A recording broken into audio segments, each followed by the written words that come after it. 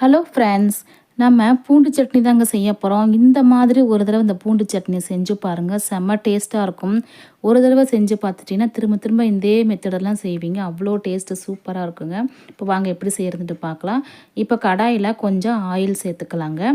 Refined oil தான் சேர்த்துருக்கேன். உங்களுக்கு காரத்துக்கு ஏற்ற மாதிரி வரமிளகாய் போட்டுக்குங்க. இந்த வரமிளகாயை நல்லா மொறுமொறுன்னு வறுத்து தனியாக ஒரு பிளேட்டில் எடுத்து வச்சுக்கலாங்க.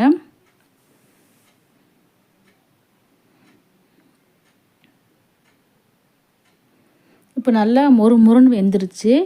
இப்போது இந்த மிளகாயை நம்ம தனியாக ஒரு பிளேட்டில் எடுத்து வச்சுக்கலாங்க. இப்போ அதே எண்ணெயில் பூண்டு தோல் உரித்து வச்சுருக்கேன், அதையும் சேர்த்து நல்லா வதக்கிக்கலாம். பூண்டு கொஞ்சம் நிறையாவே சேருங்க. இந்த சட்னி வதக்கி அரைக்கும் போது கொஞ்சமாயிரும், அதனால் பூண்டு நிறையா சேருங்க.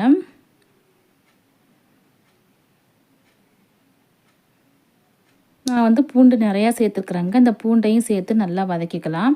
இது கூடவே சின்ன வெங்காயம் ஒரு 10 வெங்காயம் சேர்த்துருக்கேன், அதையும் சேர்த்துட்டு இதில் வதக்கிக்கலாங்க.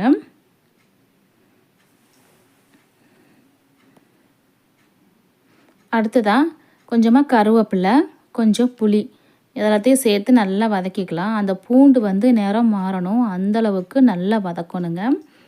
இந்த சட்னி 10 நாள் ஆனாலும் கெட்டு போகாது. ஃப்ரிட்ஜில் கூட வைக்க தேவையில்லை, வெளியிலே வச்சு கூட சாப்பிட்டுக்கலாம். அவ்வளோ டேஸ்ட்டாக இருக்குங்க. இந்த சட்னி அரைச்ச உடனே சீக்கிரமே காலியாயிடும், மிச்சமே ஆகாதுங்க. செம்ம டேஸ்ட்டாக இருக்கும். இப்போ நம்ம புளியும் சேர்த்தாச்சு, இதை நல்லா வதக்கிக்கலாங்க.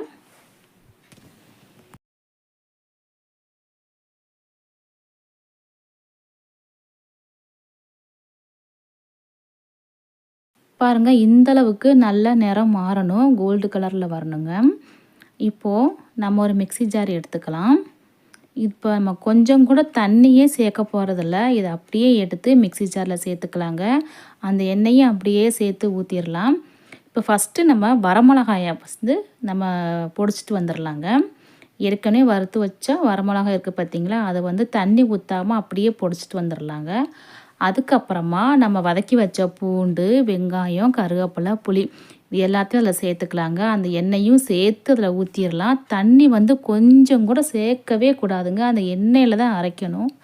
நம்ம எக்ஸ்ட்ரா கூட எண்ணெய் ஊற்ற தேவையில்லை, வதக்கின எண்ணெயிலே அப்படியே ஊற்றிடலாங்க. இதுக்கு தேவையான அளவு நம்ம கல் உப்பு போட்டுக்கலாம்.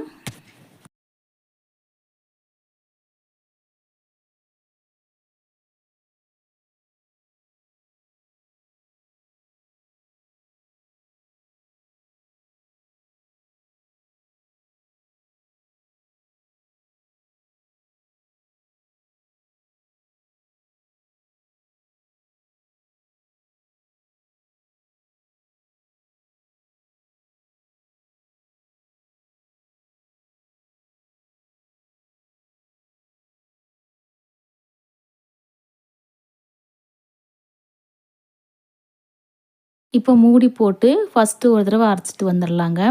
அரைச்சிட்டு ஒரு ஸ்பூனை வச்சு நல்லா சுற்றி நல்லா வளைச்சி விட்டுறலாம். இப்போ மறுபடியும் கொஞ்சம் அரைச்சிட்டு வந்துடலாம். இன்னும் கொஞ்சம் நைஸாகட்டுங்க. அந்த எண்ணெயிலே தான் நம்ம அரைக்க போகிறோம், தண்ணி சேர்க்கவே கூடாது. இப்போ மறுபடியும் நம்ம அரைச்சிட்டு வந்துடலாங்க.